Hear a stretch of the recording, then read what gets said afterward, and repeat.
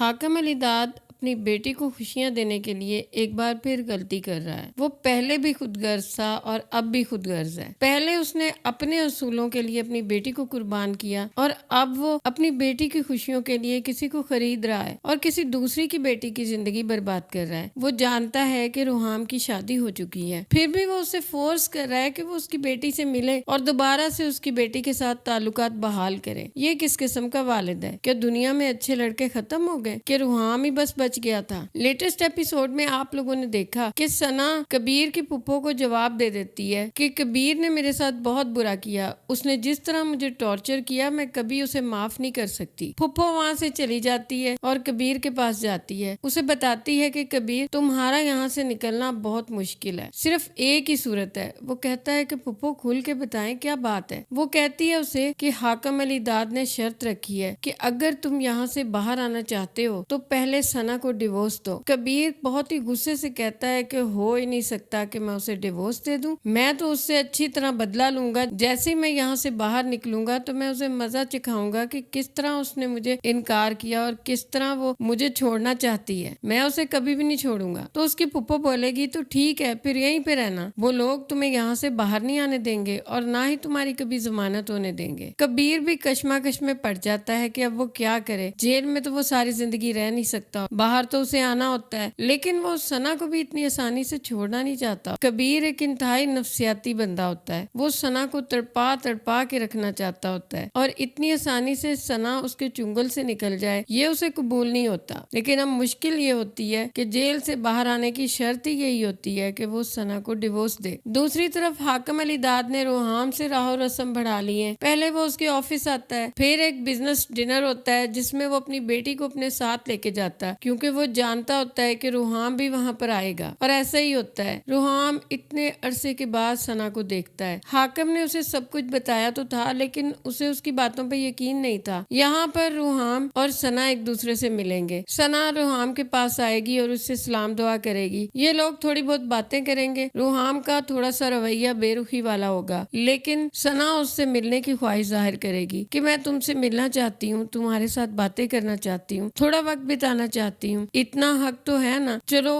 اور کچھ نہ سے تھوڑا بہت پرانے رشتے کا لحاظ ہی کر لو۔ اور یہاں پہ روحام اس کی بات مان جائے گا کیونکہ وہ ملیحہ کی وجہ سے دکھی ہوتا ہے، تو اس کو بھی تو اپنی سٹریس کو کہیں نہ کہیں ختم کرنا ہی ہوتا ہے نا۔ بیوی کے لیے رولز اور ہوتے ہیں اور اپنے لیے رولز اور۔ ادھر دوسری طرف ملیحہ جس کی زندگی موہت نے برباد کر رکھی ہے بلکہ اس کے ناک میں دم کر رکھا ہے، وہ ہر روز اس کے گھر کے چکر کاٹتا ہے اس کو منانے کے لیے، کبھی کسی بہانے کبھی کسی بہانے۔ ملیحہ ہر دفعہ اسے دھتکار کے دھکے دے کے گھر سے نکالتی ہے لیکن وہ پھر آ جاتا ہے۔ اس پہ اپنی ماں کی اصلیت بھی کھل چکی ہوتی ہے کہ ملیحہ کے ساتھ شادی نہ ہونے میں ان لوگوں کا ہاتھ تھا، یعنی اس کی ماں اور اس کی بہنوں کا، لیکن اس کی ماں بہت پچھتا رہی ہوتی ہے کیونکہ وہ اپنا کماؤ پوت اپنے ہاتھوں سے گنوانا نہیں چاہتی ہوتی، اسے سمجھ نہیں آ رہی ہوتی کہ کس طرح موہت کو سمجھائے، لیکن موہت اب قابو سے باہر ہوتا ہے، وہ کسی بھی صورت اپنی ماں یا بہنوں پہ یقین نہیں کرنا چاہتا۔ اس کی والدہ کہتی ہے کہ موہت میں خود تمہارے لیے اسے بیاہ کر لاؤں گی، ایک دفعہ اس کا شوہر اس کو چھوڑ دے، اس کی عدت ختم ہو لے، پھر میں اس کے پاس جاؤں گی۔ موہت اسے بولے گا نہیں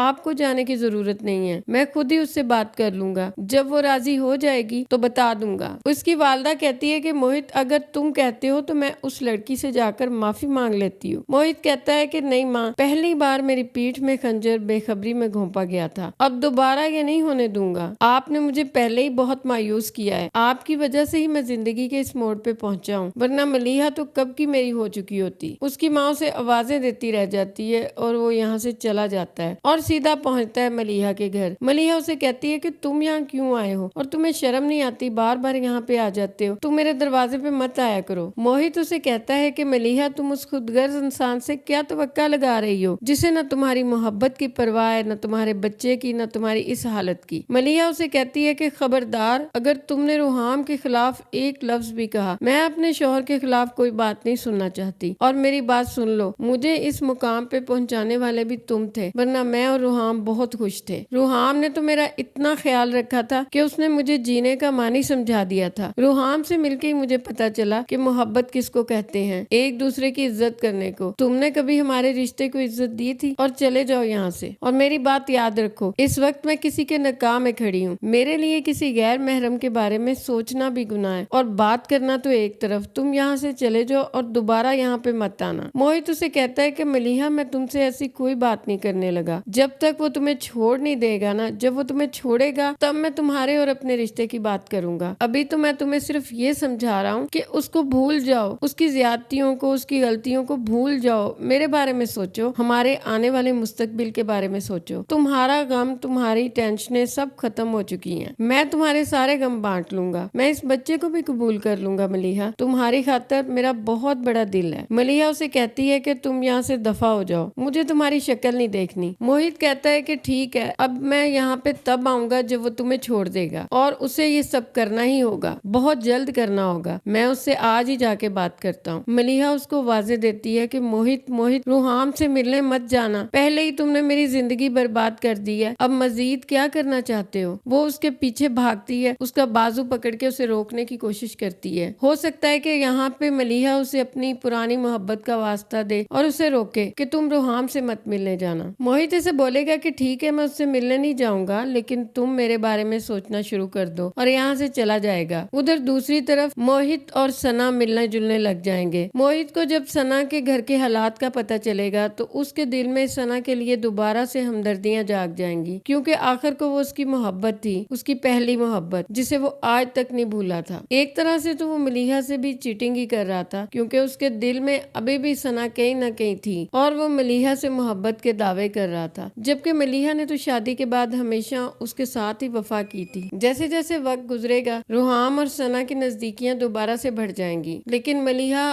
اس کے لیے وہیں پہ اسی موڑ پہ کھڑی رہے گی جہاں روحام نے اسے چھوڑا تھا۔ صرف ایک روحام کی والدہ ہوتی ہے جسے ملیحہ پہ یقین ہوتا ہے کہ یہ سب کچھ جو ہے یہ دھوکا ہے، ملیحہ ایسی نہیں ہے، کیونکہ ملیحہ کی تو بات کسی نے بھی نہیں سنی تھی، صرف موہت نے جو کہا سب نے اس پہ یقین کیا۔ دوسری طرف روحام کی بہن، اس کا کریکٹر بھی بہت ناقابل برداشت ہے، وہ شروع سے ہی ملیحہ کے خلاف ایسے ہی باتیں کرتی تھی، اور اب اس کی باتیں تو حد سے زیادہ بڑھ چکی ہوتی ہیں۔ مجھے تو ایسا لگتا ہے چونکہ وہ موہت کے دوست کی منگیتر ہے، تو اسی کے منگیتر نے اسے کہا ہوگا کہ تم گھر میں ایسے حالات پیدا کر دو کہ روحام دوبارہ کبھی ملیحہ کے پاس نہ جائے، کیونکہ موہت اسے بہت پسند کرتا ہے، یہ دونوں ایک دوسرے سے محبت کرتے تھے۔ وہ اس کو اس قسم کی باتیں بتاتا ہے، ماضی کی تصویریں دکھاتا ہے ملیحہ کی اور موہت کی، کہ یہ دیکھو یہ لوگ کتنی محبت کرتے تھے۔ جب بھی گھر میں کوئی ملیحہ کے لیے سوچنے کی کوشش کرتا ہے تو روحام کی بہن وہیں سب کے دماغ ٹھیک کر دیتی ہے اور ان کی سوچوں کو ملیحہ کی طرف نہیں جانے دیتی، لیکن آخر کار ڈرامے میں سب پہ یہ کھل ہی جائے گا کہ ملیحہ ایک باوفا عورت تھی۔ آخر کیسے ملیحہ اپنا ٹوٹتا گھر بچائے گی اور کیسے موہت سے جان چھڑائے گی؟ موہت اپنی آخری کوششیں کر لے گا، اور جب تھک جائے گا تب اسے احساس ہوگا کہ اس نے ملیحہ کے ساتھ بہت زیادتی کی، پہلے بھی کی اسے چھوڑ کر، اور اب اس کا گھر برباد کر کے۔ اس نے تو کوئی بھی غلطی نہیں کی تھی۔ اس پل پچھتاوا موہت کا دل پریشان کر کے رکھ دے گا، اور وہ روحام کے پاس جائے گا تاکہ اس کے دل سے ملیحہ کے خلاف غلط فہمیاں دور کر سکے۔ روحام اور ملیحہ کو آپس میں ملوانے میں اینڈ میں موہت کا ہی کردار ہوگا۔ آج کے لیے بس اتنا ہی، اللہ حافظ۔